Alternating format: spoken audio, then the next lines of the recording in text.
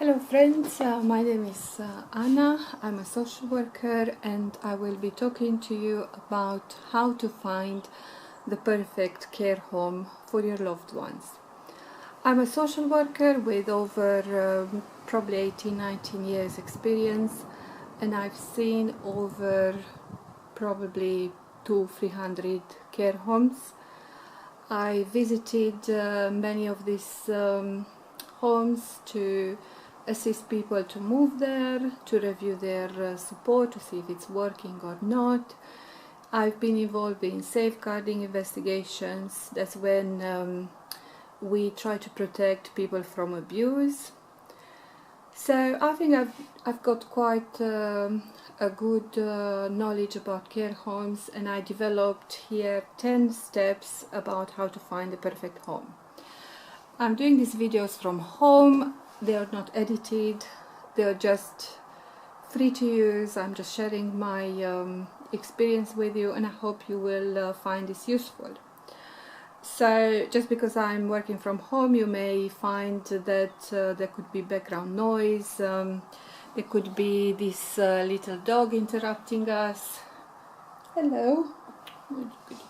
So I'm just talking to you as I would talk to my friends. I'm not doing this very formal, but I'm sharing what I believe to be very important information and knowledge. So I hope you bear with me.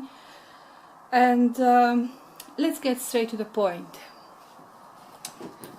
So I wrote this down not because I don't know, but because I want to maintain a flow so I don't forget something very important. So the first step, it's even before you go to see the home. See what other people think about it. The word of mouth is the most important and most decisive factor in finding a home.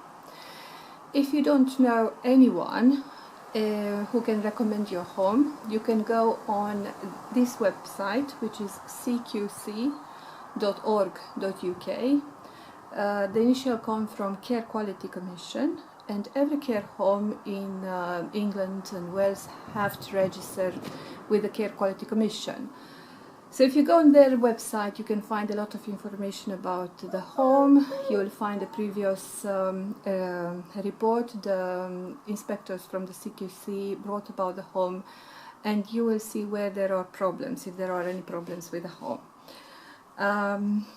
So once you've decided that you want to go and see a home and see if it meets your expectation, the first thing I would consider is even before you go there, even before you go to see the home, when you try to call them and see how long it takes you to get an answer.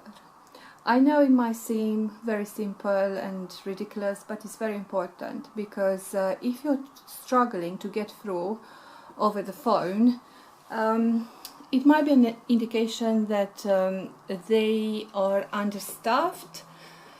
It might be an indication that perhaps they don't have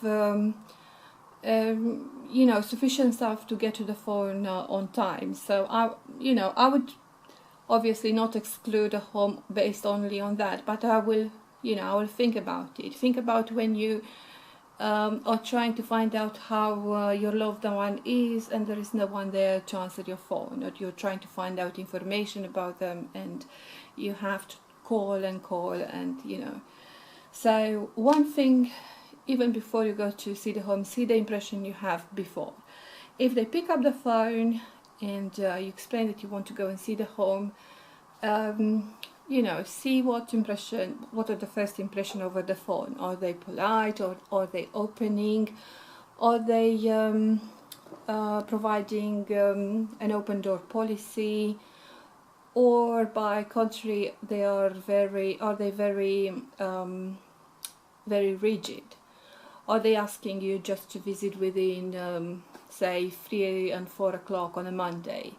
If they show no flexibility, I would take this as a negative, because they may just try to stage something for you when you come there. But if they are a care home, they will be open 24 hours, so you can have a bit of flexibility as to when you visit. So you can say, I'll probably come Monday or Tuesday after lunch, and they should say, that's fine, when you come just ask for X, Y or Z and we'll show you around. But if they insist that you come on a particular day and only within this hour or that hour, I would be a bit wary about that. So having said this, say that you found the home and you're going to visit it. The first thing, once you're at the home, so that's my first tip, is the smell. I know it, again, it may sound funny, but the very thing I look at or I sense about the home is the smell. That's because it gives you a lot of information. If it smells of urine, I would never ever suggest you place your mother or your father or your dearest one there. And the reason for that is because it's an indication of a lot of things. It's not just an indication that their hygiene standards are not up to standard. It's an indication that perhaps residents there are left in their wet pads for a long time, and that can have very negative consequences for their skin. They can develop urinary tract infections, which can make them more confused. They can develop pressure areas, pressure sores where the skin breaks and it takes a long time to heal. So, you know, there is a lot of other things that go with a smell of urine. It's not just a smell of urine, you know. And that smell of urine has accumulated over the months and years when residents wearing wet pads sat on the chairs, they sat on the beds there, and you know, they weren't changed on time, you know, and it all led to this overall smell, which is a bad one. So I would not recommend a home that smells of urine. Tip number 2. See what the other residents do. And that's very important. When you go there, see if it has a homely feeling. You will immediately see other residents, and I would say be very aware and look around and see what they are doing, because that's exactly what your loved one will end up doing. If they're all sitting in a room and they're all dozing off and they are all in their chair next to each other and they're all either, as I said, dozing off or watching TV, that's probably because there is no other stimulation for most of the week. It could be because they are sedated to be so calm, and it's very unnatural. If you take 20 people, they would not want to sit down and watch the same TV show at the same time. It's very natural, so something has happened there. It's probably nothing else to do, or probably the home hasn't got enough staff to look after people, so they gather them all in the living room and switch on the TV, pretty much as we would do when we are busy. We put the kids in front of TV or something like that, you know, which is not recommended, but it happens. So see what the other residents are doing. If you see people wandering around the home and there's no one with them, they want to try and engage with them, and they're just walking about, you know, some of them may be walking about trying to get out, or some are, you know, being very confused and there is nobody to attend to them. You know, that's exactly what your loved one will end up doing, and the reason for that is because they won't have enough, you know, supervision. I've been into homes where you know, it was beautiful to see. I could see some people drawing, I could see some people eating, I could see some people going out, others came in from various activities, others were watching TV, other people were doing some puzzle, other people were knitting, other people were having a chat over a coffee, you know. So that's the kind of thing you want. You want a homely feeling. You don't want everyone to do the same thing, which is pretty much nothing, you know. So that's my one of my tips to look for. I think I lost count of what number that was. Probably was number 3. The other thing I would look at when going to visit a home, probably not in this order, but anyway, one of the things I would look at would be what is the food like there. And this is very important because your loved one will live there probably for the rest of their lives, and food is extremely important for their brain, for their well-being, for everything really. So I would ask the home manager to tell me whether they cook the food there or whether they bring ready-made meals and they warm it there. I would like to see the kitchen. They should be open about it, you know, not just the dining area but the kitchen itself. I would like to see a menu, and you should be given a menu because all the residents have to have access to a menu, you know. And I would test the food myself to see if it's up to standard. And obviously if you're going with your loved one, ask them to taste it and see if it's, you know, something that they will eat. And I would ask to see the fridge if possible, and they shouldn't have any worries. I just want to see that they have plenty of fresh foods in the fridge. They've got vegetables, they've got options, that's not all boxed, and you know, that they actually have good quality of food. And I will ask, what happens if my mother or father don't like what you have on the menu? What will you prepare for them? And they should be willing and accepting that they will make something else, you know. So the food is very important. I will just sit down and eat it, you know, and taste it for myself. And if your loved one needs pureed food, or if they need to be fed, ask about that, ask how it's going to happen, where. It's very important because we see these beautiful homes, and sometimes you won't expect it, but you're shocked to find out that those people who need feeding are not fed together with everyone else. You're fed in their room, as if, I don't know, it's a shame for them that they need feeding or not to disturb the other residents.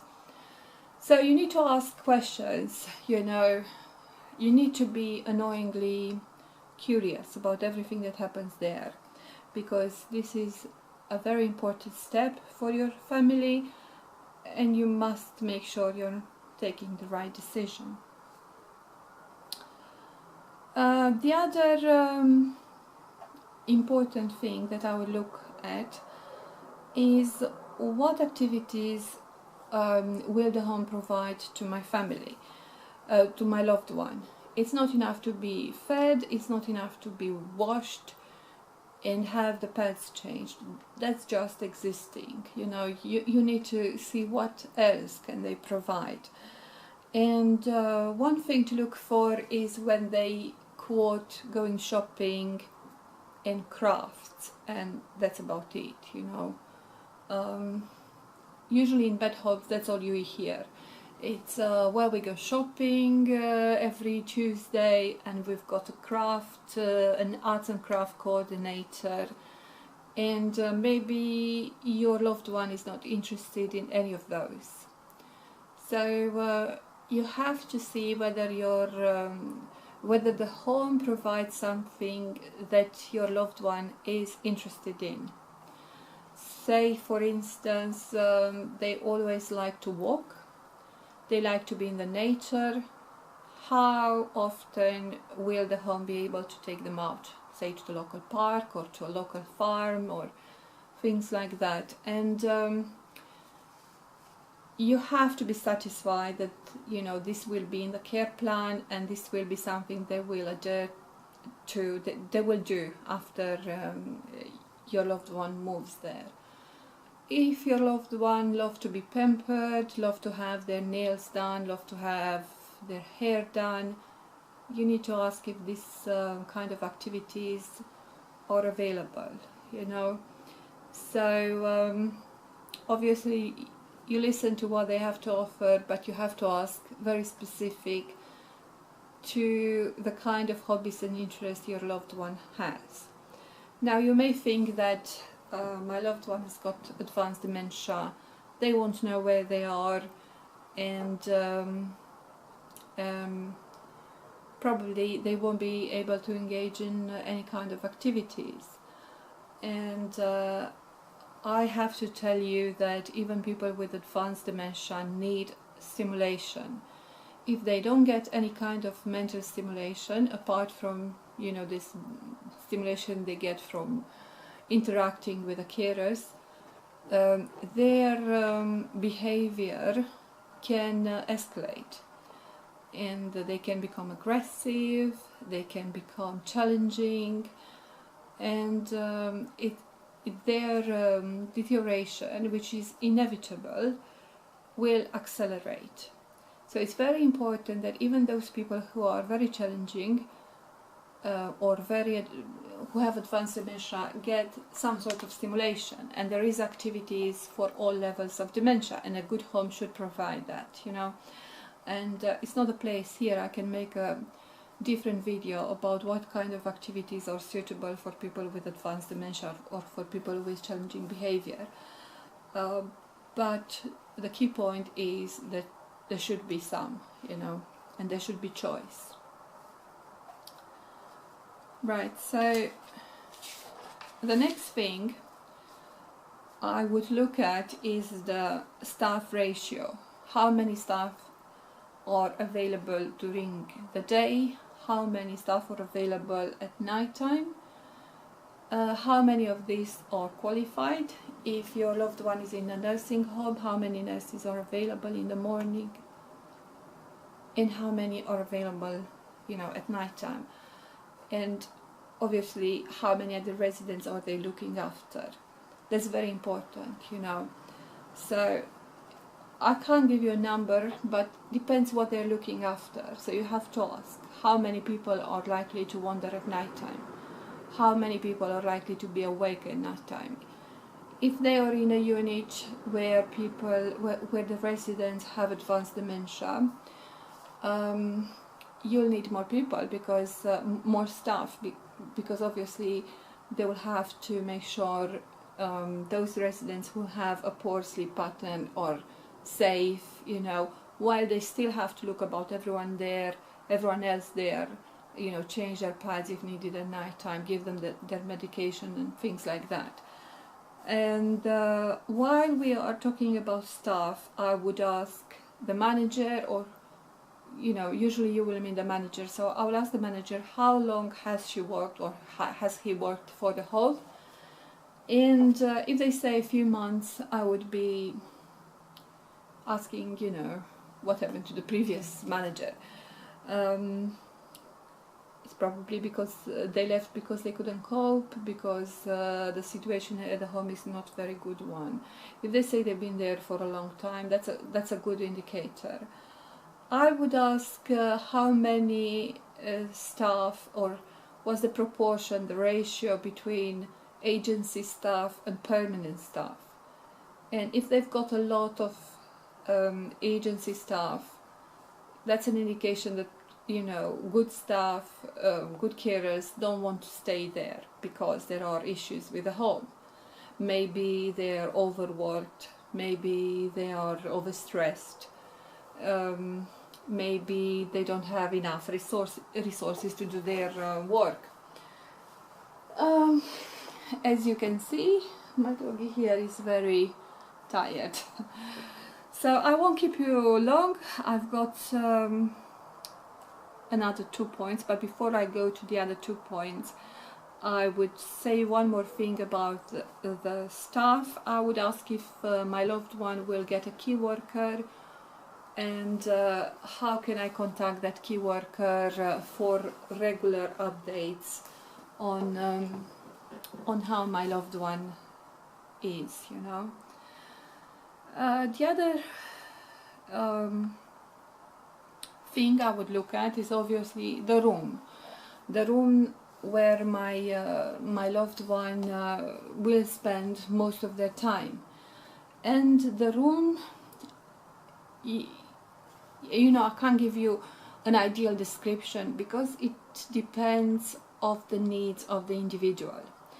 If you've got a loved one who cannot sleep well, who wakes up a lot at night time, who needs a lot of regular checks, the further away the room is from the care station, from where the carers are situated, the worse. So you need a room that's closer to where carers are based, so that they can pop in and out of the room easily and do the necessary checks.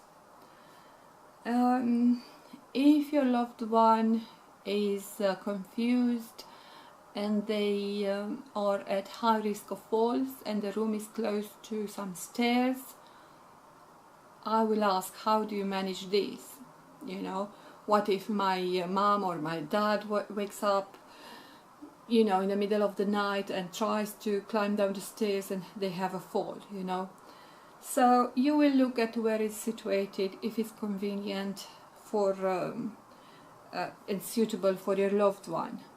You'll of course look at the decor, but one thing I didn't emphasize here is the decor. That is the least important factor, and I can't stress that enough. And in fact, in my social work career, it has been the hardest thing to convey to residents' families, to the families that were looking for a home. It was the hardest thing because often people are impressed by looks, and they went into a home that we knew it's not a very good home, the care is not up to standard, but because it looked very modern, very impressive, they all wanted their loved one to be there. And there was no convincing them that it's not really that such a good home. You can read the, you know, the CQC reports. We as social workers know that there have been some problems with the homes. They will just not budge. You know, they will look at decor way too much. So that's not something to say that if the ceiling is falling down, you'll say, oh, that's fine, you know. If it's dirty, you'll say, oh, that doesn't matter. Of course it matters, but it's you know, if it's a bit older furniture but everything else is fine, you know, that shouldn't matter. You can bring your own furniture if you want, you know, any home will allow you. So the decor is probably the least important factor. You will want to see if the room has an ensuite, but that's not important if your loved one is no longer able to go to the toilet, obviously. It may even be confusing because they might think that they can go to the toilet, they will try to go to the toilet in the middle of the night and they will have a fall. So if they can't, I would probably just conceal the door to that room with some sort of fabric or something, so they don't know it's there, you know. So, but for some people it's very important to have that ensuite, to have the toilet available near them, because they can go to the toilet, and it's important to maintain their independence. So obviously this is something, general guidance about the room.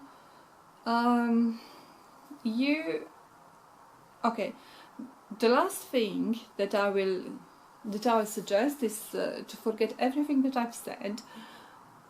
Forget about whether the home is clean, it smells nice, the food is good, the carers look approachable. Forget about everything else, and remember this thing: if your gut feeling tells you that the home is not suitable, then just don't do it. Don't place your loved one there.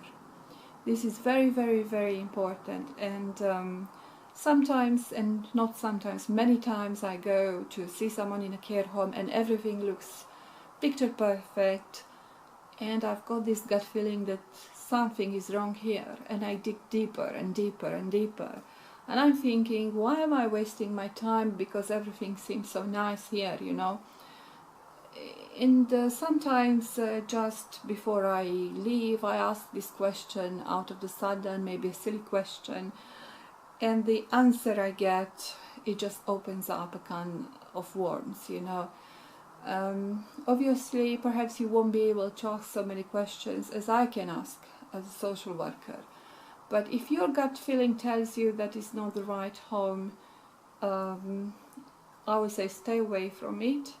It's probably your brain has sensed some sort of danger, and you can't rationally explain it, but your brain has understood that something is wrong. You know, maybe it's in the cues, the gestures of the staff, maybe they're fake, maybe they not 100% genuine, and still rationally you can see that they seem very genuine, you know, but perhaps, you know,